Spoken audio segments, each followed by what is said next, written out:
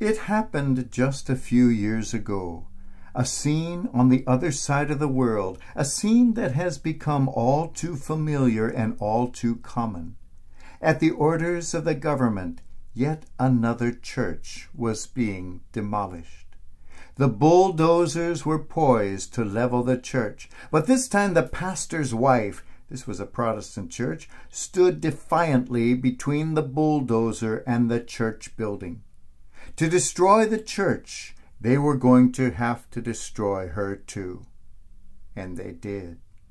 As throngs of bystanders watched in horror, the woman was plowed down and buried alive together with her beloved church. This did not take place in the so-called Islamic State, a broadcast for all the world to see. Nor did it take place in North Korea, where there are no more churches to destroy. This was the place that makes most of the clothing we wear and many of the products we use every day. This was the People's Republic of China. And the image of this courageous woman defying the forces of evil is just one more warning about the persecution of religion by the regime. China's vicious campaign of lies against the beloved Tibetan Buddhist leader, the Dalai Lama, is well known across the world. Mao Zedong's cultural revolution of the 1960s is also recognized for the bloody nightmare it was.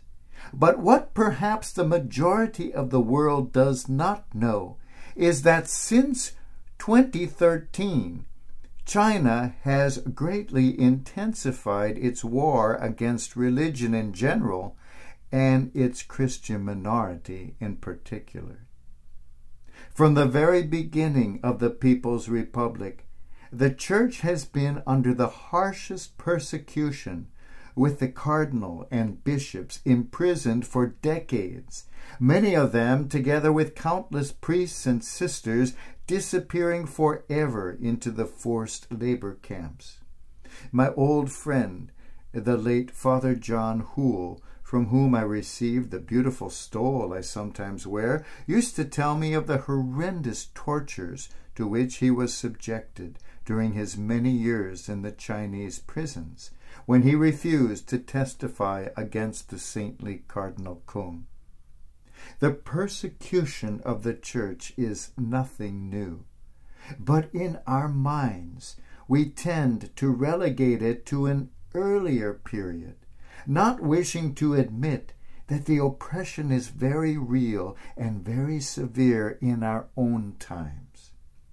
Bishops and priests continue to disappear, continue to be arrested, continue to languish in prisons. In the 21st century, thousands of churches have been demolished, with dozens of pastors arrested on trumped-up charges. The cross is seen as a challenge to the all-powerful state, and thousands of crosses have been removed from the tops of churches. A sharp ideological turn has been taken in which religion has no place.